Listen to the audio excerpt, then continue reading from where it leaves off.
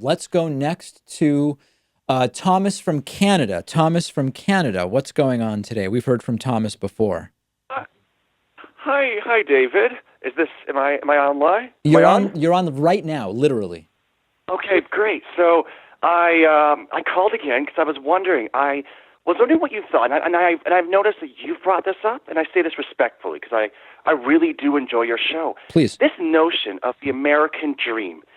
So, from a Canadian perspective, it seems bizarre. Oh, Do you know what I mean? no, I don't. Tell me. So in Canada, well, we don't have an equivalent to the Canadian dream. Not really. We do and we don't. And we also don't like, so while we are, I think, a proud people, we also don't, and I've also noticed you, and I say this respectfully, talk about this notion of what our founding fathers thought. Well, in Canada, we don't say, well, our founding fathers, the founding members of Canada thought this. We look at them we look at them as people who died about a century ago, and what they thought is irrelevant. Right. So my Well, question, okay, I good. know So, this is so very, this very gives us this antagonizing. gives us some good material. So, yes, number one, Canada seems to Yeah. have a much healthier and realistic relationship with the founders and the documents that the founders put together, rather than as almost quasi-religious documents, but more just as like this is the best thing certain people who were flawed came up with at the time based on what they knew then, and things have changed, the world has changed, and we need to take that into consideration. So it seems that there's a much healthier relationship there in general than we have in the U.S. with so-called constitutional fetishists. Well, would you? My question is, would you agree that there's almost, and I say this out of respect to because because you come off as an academic With peace and and as love. someone who knows what he's talking about, and Thank I you. respect that compared to some other channels, and I wonder like why is there almost a perseverance on this notion that our founding fathers was against this? Who cares if your founding no.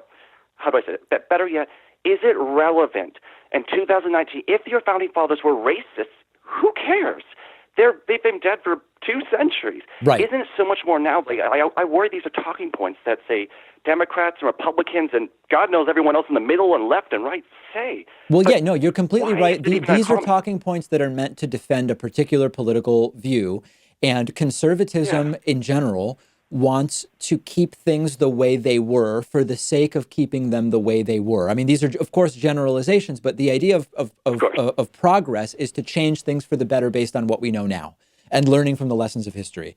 Conservatism wants to keep things the way they were in some kind of nostalgic previous period. And so the constitutional fetishism serves a particular political ideology. And in the same way, by the way, Thomas, you mentioned the American dream at the beginning of the show.